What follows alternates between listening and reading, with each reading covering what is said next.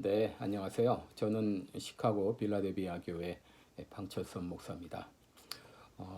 오늘부터 그 설교, 그 강해 설교에 대해서 설교와 강의를 또 시작해 보고자 합니다. 제가 그동안 설교자로서 그동안 모든 경험을 통해서 또 연구를 통해서 제가 정리한 그 설교학에 대해서 여러분께 강의하면서 같이 제 노하우를 같이 나누고자 합니다. 제가 주로 이제 텍스트로 보는 거는 브라이언 채플 이전에 우리 미국 커버넌트 신학교에 확장을 지냈죠. 브라이언 채플이 쓴 그리스도 중심의 설교라는 책을 제가 주 텍스트로 사용해서 이 밖에 여러 가지 교재를 참고해서 여러분께 소개를 해드리도록 하겠습니다. 오늘은 이제 첫째 시간으로 우리 강해 설교란 무엇인가라는 제목으로 같이 말씀을 나누겠습니다.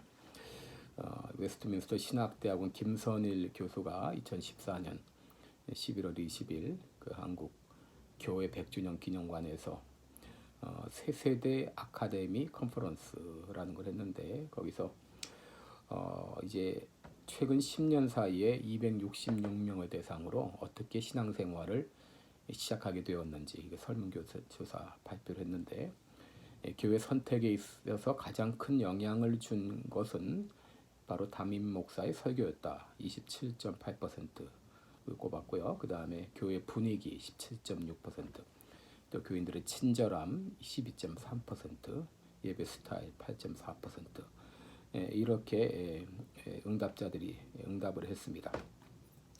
그리고 이제 설교에 대해서 또 후속 설문조사를 한 결과 성경 강해식 설교 혹은 기독교에 대해서 쉽게 설명해주는 설교, 또 재미있고 실생활에 연관된 설교, 이런 설교들을 선호한 것으로 대답했다고 합니다.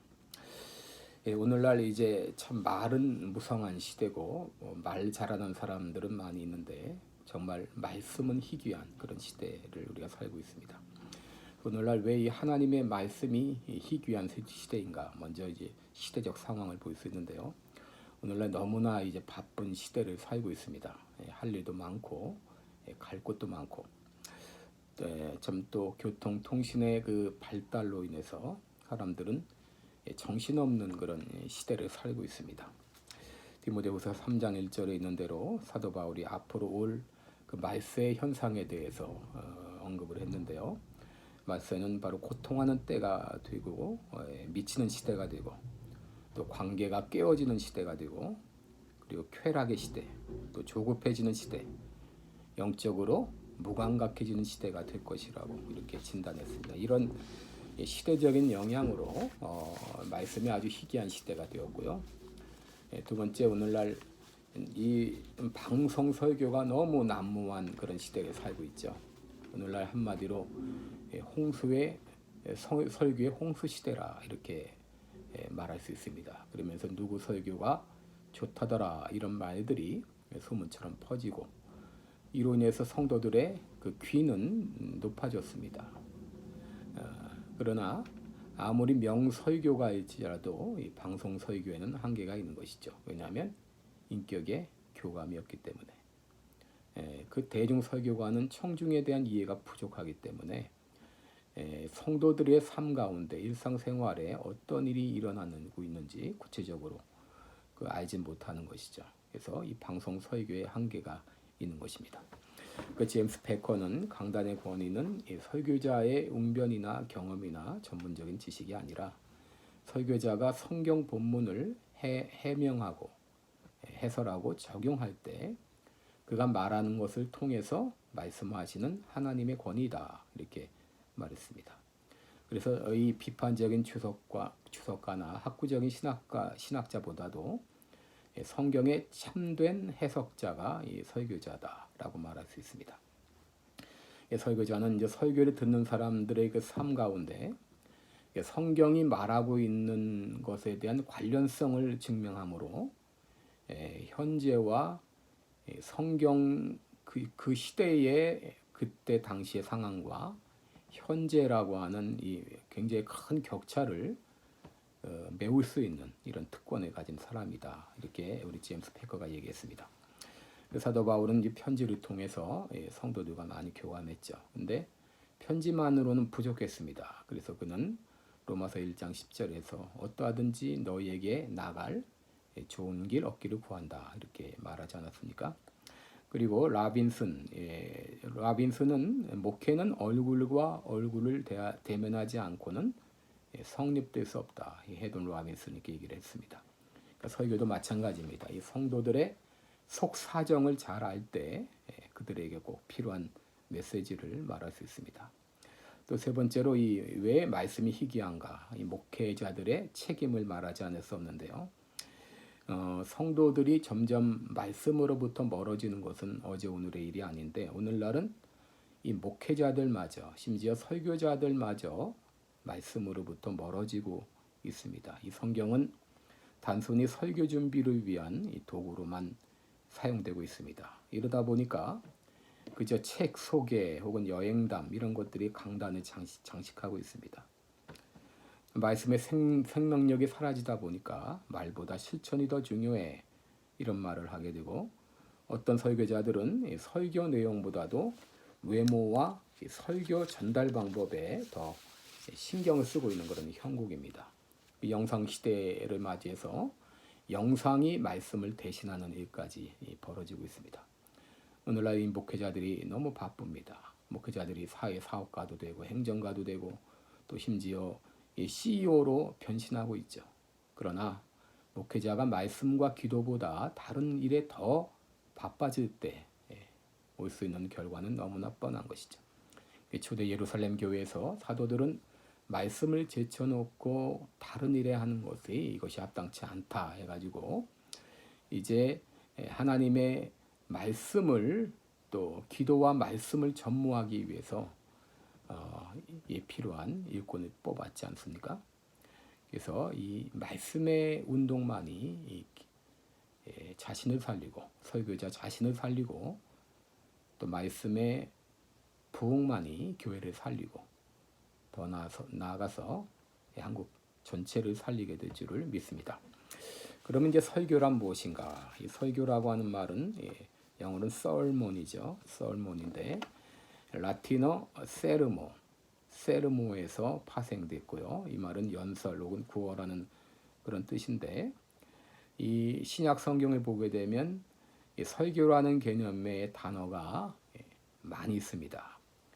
그래서 이 캐리세인이라는 단어가 있고요. 전령으로서 선포하다. 그다음에 이 유앙겔리제스타이 좋은 소식을 선포하다. 유앙겔리온이 복음 아닙니까? 유앙겔리제스타이 그런 말이 있고요. 또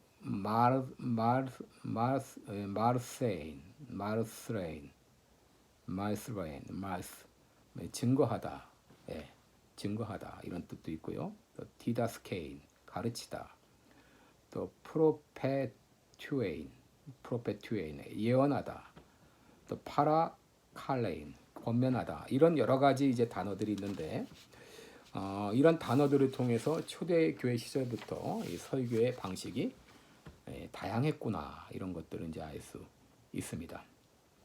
그래서 우리 누가복음 24장 27절에 보면 모세와 및 모든 선지자의 글로 시작하여 모든 성경에 쓴 바 자기에게 관한 것을 자세히 설명했다 이런 말이 나오죠. 설명했다고 하는 말은 영어로 explain이죠. explain은 의미를 깨닫게 하다, 철저하게 해석하다, 혹은 강해하다 이렇게 말할 수 있습니다. 그래서 누가복음 24장 32절에서 예수님께서 엠마오로 내려가는 두 제자에게 성경을 풀어주시지 않았습니까? 이 풀어주신다, 이 디아노이고 풀어주신다, 열어준다는 그런 말인데요. 이것은 함축적인 의미를 완벽하게 드러낸다 그런 뜻입니다. 그래서 이 설교라는 건 말씀의 의미를 설명하고 풀어서 보여주는 것, 이것이 설교자의 의무이고 강의 본질이다 이렇게 말할 수 있습니다. 그래서 C.H. 다드는 신약 성경의 기록자들은 설교와 가르침을 분명하게 구분했다 이렇게 말합니다. 이 가르침이라고 하는 것은 대부분 윤리적 교훈을 의미하고 설교는 비기독교 세계에 대해서 공식적으로 기독교를 선포하는 것이었다라고 말합니다. 그래서 이 다드는 캐리그마와 디다케를 구분지었다는 거죠. 이 캐리그마라고 하는 것은 원칙을 선호하는 변증이라고 말할 수 있고요. 그리고 이제 디다케는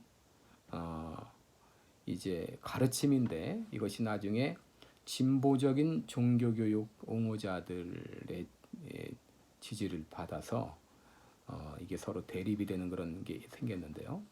하여튼 이 바로 캐리그마가 있고 디다케가 있다. 그런데 이 성경은 사실 설교와 가르침을 엄격하게 구분하지 않습니다.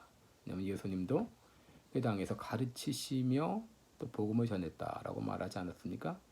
누가복음 4장 15절에도 회당에서 가르치시매 그랬는데 또 44절에 보면 그 회당에서 전도하셨다. 바울도 역시 사도행전 28장 31절에서 담대하게 하나님의 나라를 전파하며 또 주 예수 그리스도에 대한 것을 가르쳤다. 그래서 이 전파하는 것, 전하는 것과 가르치는 것은 구분되지 않는다. 그 로이드 존스는 목사 설교에서 설교와 설교 행위를 구분하고 있는데요. 설교는 내용을 말하고 설교 행위는 전달을 말한다. 설교는 sermon인데 설교 행위는 preaching 이렇게 구분할 수 있다고 하는 것이죠. 설교 내용에는 구원의 메시지 그리고 디다케 그 교훈적인 것이 있다고 하는 것이죠. 그러면서 복음을 설교해야지 복음에 관하여 설교하면 안 된다 그렇게 말을 했습니다. 그래서 이 설교와 가르침은 구분되지 않는다. 그것을 우리가 봐야 되겠습니다. 그럼 설교의 종류 우리 여러 가지로 나눌 수 있는 첫째는 이제 제목 설교, 주제 설교라고도 말할 수 있죠. 그 주제를 먼저 정하고 그 주제에 맞는 성경의 여러 구절을 찾아가면서 전개해 나가는 것이 설교 방식입니다. 그래서 이 때로 우리 주제 설교가 제목 설교가 필요합니다. 어떤 절기 때 예수님의 부활에 대해서 말한다든지 또 성탄에 대해서 말한다든지 또 어머니날, 자녀 교육에 대해서, 결혼에 대해서, 직업에 대해서 우리가 이런 주제를 정하고 주제에 관한 여러 성경 구절을 찾아서 설교하는 것도 때로 필요합니다. 두 번째 본문 설교가 있는데요. 본문 설교는 이 본문에서 제목과 대지를 뽑아내지만 내용은 본문과 상관없이 전개되는 그런 설교입니다. 본문 설교는 이 본문과 크게 다른 주제를 다루거나 의례적인 서론으로 제시되거나 혹은 잡다한 생각의 보따리를 걸어두기 위한 말뚝으로 이렇게 사용될 때가 많습니다. 본문 설교도 이제 아웃라인도 만들고 또 학자로 서기도 하지만 그러나 본문을 통해서 본문 안에서 설교의 주제와 개요와 그리고 그 주제의 발전이 없으면 그거는 본문 설교입니다. 강해 설교라고 말할 수 없습니다. 근데 이제 강해 설교가 있죠. 우리가 이제 추구하는 설교 방식이 이제 강해 설교인데요. 제목 설교도 때로 필요합니다. 뭐 본문 설교도 어떤 때는 필요하다고 볼 수 있지만 우리가 이제 추구하는 방식은 강해 설교입니다. 이 강해 설교란 뭐냐? 영어로 expositional sermon인데요. exposition이라는 것은 라틴어 expositio에서 났는데 그 뜻은 이제 설명하다, 이제 접근할 수 있게 하다 그런 뜻인데 아까 말했듯이 누가복음 24장 27절에 나오는 바로 모든 성경에 쓴 바 자기에게 관한 것을 자세히 설명했다. 이 설명한다 그 말입니다. 설명한다. 이 설명한다고 하는 말이 이제 강해하다 이제 그런 뜻인데 성경의 메시지를 현재의 청중들이 알아들을 수 있는 방식으로 전달하는 것 이것이 강해 설교다. 성경의 메시지를 현대의 청중들이 알아들을 수 있는 방식으로 전달하는 것이다. 이렇게 말할 수 있습니다. 윌리엄 블락은 강해 설교를 성경 본문을 성실하게 전하며 그것을 듣는 사람들에게 곧바로 적용시키는 설교 방법이다. 성경 본문을 성실하게 전하며 그것을 듣는 사람에게 곧바로 적용시키는 방법.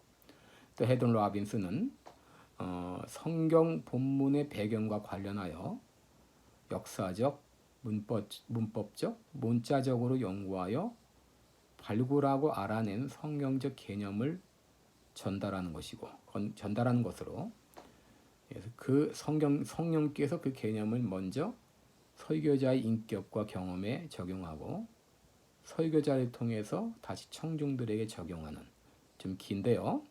그래서 이 설교자가 이 본문을 통해서 발견한 성경적 개념을 그것을 현대에 적용하는 방식으로 전하는 것이다. 이렇게 하면 되겠습니다. 메릴 엉거라고 하는 사람은 한마디로 이 강해 설교는 성경적으로 설명하는 것이다. 본질을 찾아내서 본질을 청중의 필요에 적용시키는 그런 내용입니다. 그리고 리차드 라메시라는 달라스 신학교 교수인데요. 역시 마찬가지입니다. 이 삶을 변화시킬 목적으로 성경 본문의 그 중심 명제를 삶을 변화시킬 목적으로 전하는 것, 이것이 이제 강해 설교다. 이 강해 설교는 이제 한마디로 성경적 설교다 이렇게 말할 수 있어요. 성경적 설교. 그래서 여러분, 우리 설교자, 이 설교자의 권위가 어디서부터 나옵니까? 우리가 착각하면 안 되는 게 설교자의 권위는 강단의 크기에서도 나오지 않고 또 설교자 자신에게서도 나오지 않고 신학교를 졸업했고 이 강도사 목사가 되었다는 라이센스에서 나오는 것도 아닙니다. 이 설교자는 말씀의 봉사자에 불과한데요. 이 설교자는 자신의 생각이 아니라 하나님의 말씀을 전할 때 비로소 거기에서 권위가 나오는 거죠. 자신의 뜻과 자기의 생각을 전하는 것이 아니라 하나님의 말씀이 전달되도록 해야 됩니다. 하나님의 말씀이 전해질 때 비로소 거기서 말씀의 권위가 나오는데, 하나님의 말씀을 제대로 전달하는 설교가 이 강해 설교다 이렇게 말할 수 있습니다. 강해 설교는 성경적 설교다. 그 다음에 그렇기 때문에 이 설교자는 성경을 가지고 이 설교를 해야 돼. 성경의 내용을 설교를 해야 됩니다. 성경의 내용을. 두 번째, 강해 설교는 적용을 강조하는 설교다. 그래서 이 존 브로더스라는 사람은 설교에 있어서 적용은 부속물이 아니라 꼭 필요한 중심 부분이다라고 말했습니다. 성경의 내용을 잘 정리해서 설명해 주면서도 성도들의 관심사를 다루어 주어야 민감한 반응을 볼 수 있습니다. 그래서 설교는 단순히 이 본문 내용을 전달하는 것으로 끝나면 안 되고 그것을 성도들이 관심을 갖고 듣고 삶에 영향을 미칠 수 있는 데까지, 그렇게까지 나와야 됩니다. 말틴 로이드 존스는 설교는 성경이 오늘날 내 삶에 어떻게 적용될 것인가까지 연결되어야 된다. 그래서 완전한 설교가 되기 위해서는 성경에 대한 설명뿐만 아니라 아울러 말씀을 적용할 수 있어야 된다. 그래서 이 말씀을 통해서 청중이 하나님을 만날 수 있도록 그렇게 해야 된다고 하는 것이죠. 그래서 바로 강해 설교는 성경적 설교라, 그리고 특별히 적용을 강조하는 설교가 돼야 된다. 이것을 여러분이 기억을 해야 되겠습니다. 자, 그러면 이 강해 설교는 어떻게 구성되는가? 우리 강해 설교의 구성 요소는 세 가지입니다. 설명, 예화, 그리고 적용입니다. 설명, 예화, 적용. 여러분들이 이 설교를 구성할 때 설교를 작성할 때 세 가지 그 뼈대만 잘 기억하고 훈련해도 아주 발전할 수 있습니다. 강의의 세 가지 요소는 설명, 그 다음에 예화, 그리고 적용입니다. 설명은 이 설명은 뭐죠? 바로 본문이 무슨 말을 하고 있는가, 본문이 무슨 말을 하고 있는가죠. 그리고 예화는 본문이 말하고 있는 것이 무엇인지 이제 예를 들어 증명하는 겁니다. 본문의 사실이 이것이 이래서 맞다는 걸 예를 들어 설명을 해주고요. 적용은 그러면 이 본문은 나에게 어떤 의미가 있는가. 설명, explanation, 예화, illustration, 적용, application, 이 세 가지입니다. 느헤미야 8장 5절로 8절 한번 예를 보죠. 에스라 경우, 에스라는 어떻게 했습니까? 여기 보면 레위 사람들이 다 그 처소에 섰는 백성에게 율법을 깨닫게 한다. 깨닫게 하고 하나님의 율법책을 낭독하고 그 뜻을 해석하여 그 낭독하는 것을 다 깨닫게 했다. 깨닫게 했다. 그래서 말씀의 낭독은 말씀의 소개죠. 이거는 설명이라고 볼 수 있습니다. 이것은 설명이라고 볼 수 있습니다. 말씀의 낭독, 이건 낭독이죠. 그리고 말씀의 설명, 그 뜻을 해석했다 그랬죠. 해석했고 그 다음에 깨닫게 했다. 이 깨닫게 한다는 것은 이 적용으로 말할 수 있죠. 이 히브리 사람들에게 깨닫게 한다는 것은 받은 정보를 사용할 수 있게 만든다는 그런 의미가 있습니다. 그냥 단순히 깨닫는 것이 아니라 그것이 삶까지 적용이 돼야 됩니다. 그런 것을 볼 수 있고요. 자, 그 다음에 우리 예수님의 경우 보면은 누가복음 4장 19절 11절로 19절에 보게 되면 예수님 성경을 읽고 그 말씀을 설명하고 그리고 그 다음에 그 말씀의 함축된 의미를 분명하게 설명하고 있습니다. 마태복음 28장 19절 20절을 보게 되면 내가 너에게 분부한 모든 것은 말씀을 말하죠. 모든 것을 말씀을 소개하고 가르쳐 말씀을 설명하고 지키게 하라. 이 말씀 적용이죠. 또 디모데전서 4장 13절에 보면 너는 읽는 것과 말씀 소개, 권하는 것과 이거는 해설이라고 볼 수 있죠. 권하는 것, 가르치는 것, 이것은 설명이라고 볼 수 있습니다. 디모데후서 4장 2절 너는 말씀을 전파하라. 말씀 소개하고 범사에 오래 참음과 가르침으로 말씀 설명을 하고 그 다음에 경책하며 경계하며 권하라. 이 말씀 적용으로 볼 수 있는데 우리 꼭 이 세 가지가 다 모든 경우에 맞는 건 아니지만 대체적으로 이 세 가지 말씀을 설명하고 말씀을 소개하고 말씀을 이제 예화를 들어서 그 증명을 하고 그리고 또 말씀을 적용을 하고 이 세 가지가 우리 꼭 필요하다. 이것을 우리가 알아야 되겠습니다. 그래서 우리 전통적인 이 강해 설교는 설교의 대지가 있죠. 대지 보통 이제 2대지도 하고 3대지도 하는데 이제 적용을 우리 보통 그 나중에 몰아서 한꺼번에 적용을 하는 경우가 있는데 그것보다는 대지마다 거기마다 말씀 설명 그 다음에 예화 그리고 적용이 대지마다 있는 것이 좋습니다. 그것이 반복하는 것이 좋다. 그래서 이제 우리가 이제 그렇게 우리 대강 뼈대를 말씀드리고요. 이제 어떻게 준비할까?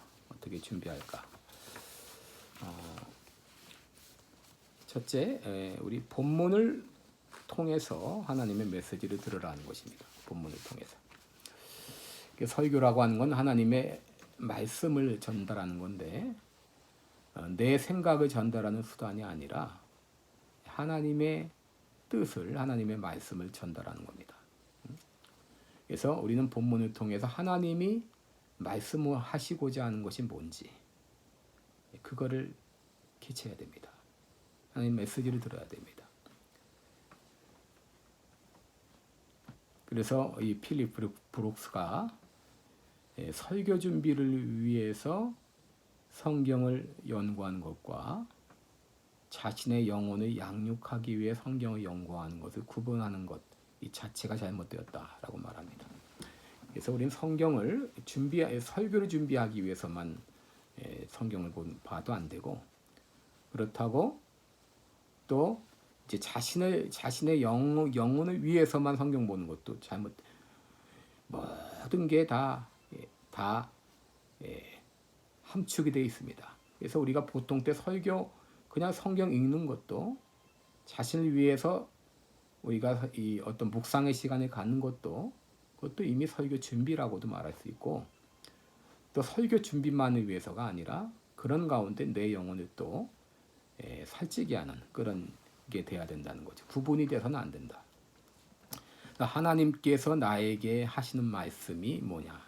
그래서 발람 같은 경우는 이방 선지자이긴 하지만 그는 그렇게 말하죠.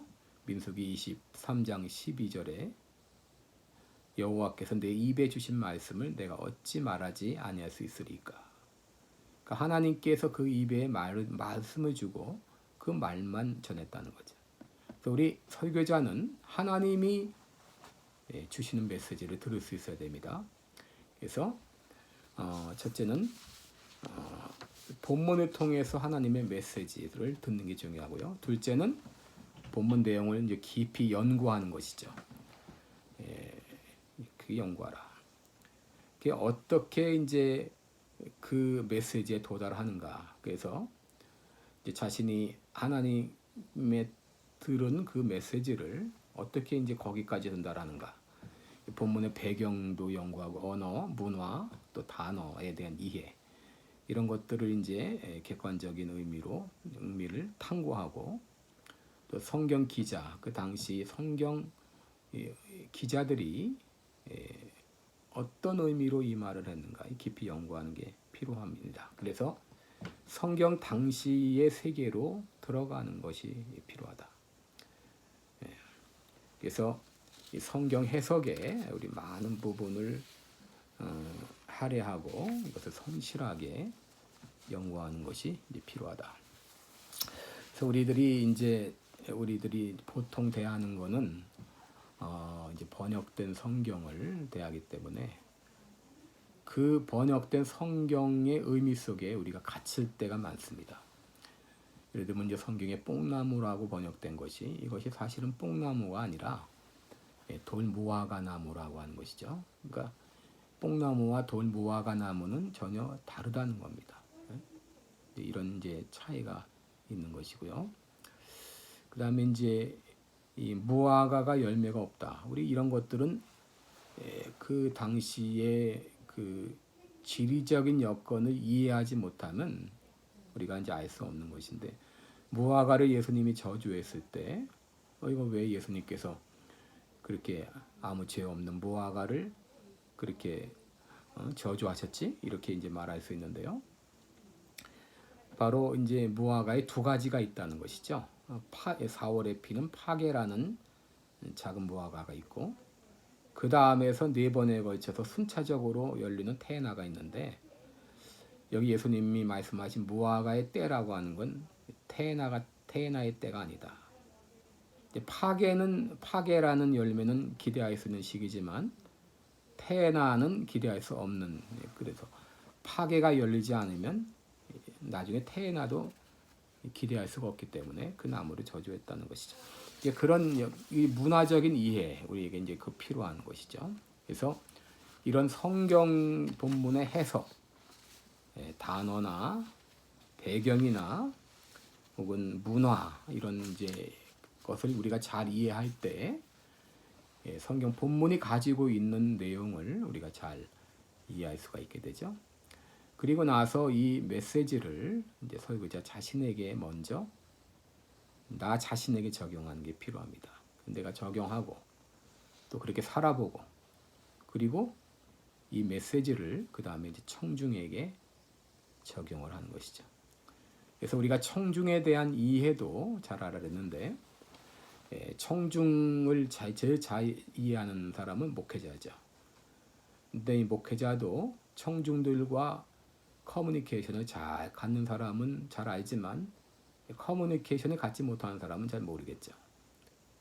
그래서 우리가 신방이 필요하고 또 때로 자신이 신방에 못 가면 신방 간 사람으로부터 소식을 듣는다든지 이렇게 해서 청중이 어떤 상황 가운데 있는가 하는 걸 이해를 해야 됩니다. 그래서 이제 본문 가운데 인물들이 나오는 인물들이 이제 서로 어떤 연관을 맺고 있고 또 그들이 이제 어떤 결정을 했을 때 어떤 가치관이 그 배후에 자리 잡고 있는가 또 관련된 사람들의 심리 상태는 어떤가 이런 이제 우리 난제들을 성경 안에 나타난 인물들의 이런 서로 연관성 혹은 그들이 가지고 있는 가치관 혹은 심리 상태 이런 것들을 이제 우리가 잘 이해를 하고 그다음에 본문을 이해한 다음에 이 메시지를 이제 청중들에게 적용하는 것이죠.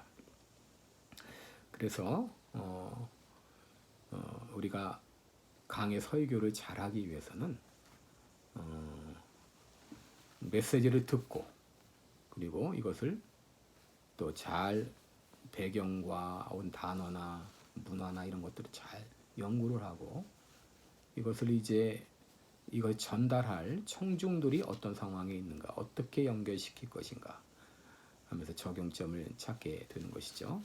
그래서 오늘 말씀 가운데는 이 강의 설교의 뼈대를 여러분이 잘 기억하시기 바랍니다. 뼈대는 이제 설명을 잘해야 돼. 설명이 필요하고 그다음에 거기에 맞는 예화, 일러스트레이션, 예화가 따르고 또 거기에 따르는 적용, 어플리케이션이 있다. 세 가지 뼈대 여러분 잘 기억하시기를 바랍니다. 오늘 여기까지 하겠습니다. 감사합니다.